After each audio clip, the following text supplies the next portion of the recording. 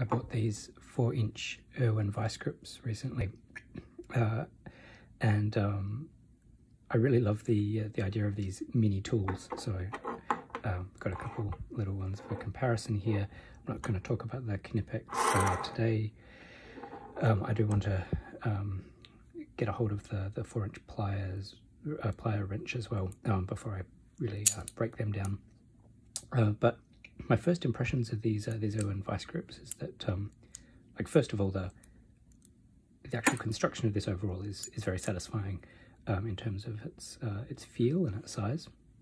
So obviously these 4-inch tools are going to be small in the hand, but just like with the Knipex, they still feel like a real tool, not a toy. There are a couple little things about it which surprise me though, so just to run over them quickly. So now, clearly, kind of the demo of using Vise Grips is to, sort of tighten them up a little bit. They can clamp onto whatever you want to hold and then really bite down. Sometimes you need to fiddle a bit to get the thing just right, but there we go, that's clicked in, and then that holds really nice and tight. So unclick that, of course, with the little release mechanism, and so kind of all good. Now, you can see here everything's kind of working nicely. Click, click, click. From the mechanism perspective, it works really well. But here's the first thing that I wanted to mention about it. That when you wind this all the way in, you can see that, okay, so the jaws there are basically touching. When you come to open this up, the mechanism here disengages because the channel that we have along here is, I don't know if you would call it too short or if you would just call it short. So that's not a deal breaker. It doesn't break in that instance. It is just a little bit disconcerting. You don't find that behavior with larger Vise Grips. But I think it's related to the other issue that I see here, which is that I don't actually understand the range of the motion that this pin is allowing these Vise Grips to move over. So you can see if I wind that all the way in, then these the ends here are still. Oh, sorry, let me just get that a little bit wiggly.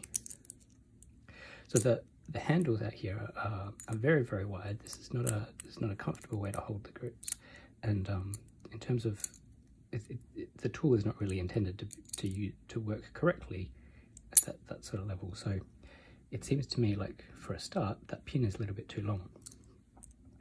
If it was a bit shorter, we'd have the kind of the maximum sort of down here where it's still kind of possible to hold onto it, and you're still getting a little bit of a range of motion there with the actual mechanism. Oh, and there we go with the unclick. So open it up, in it goes. Now, as we wind this out all of the way, you can see this opens, opens. Okay, so we're getting a fairly, nice wide grip there. If you at a pinch, you could put in a reasonably large bolt there nut or bolt to do up, if these were your only kind of pliers at hand. So I think in terms of this mechanism at the outset, that's not too bad. So, but it's as you wind this in, we kind of get that double issue that I mentioned before. So here the ends are just coming into contact, but you can see there's still a good, let's say, centimetre of thread there. So again, when we open that, disengages. So this doesn't ruin the tool for me, but I do wonder why this pin is so long and why that channel is so short. Everything held together a little bit more neatly would, I think, just improve the feel of the tool just that little bit more.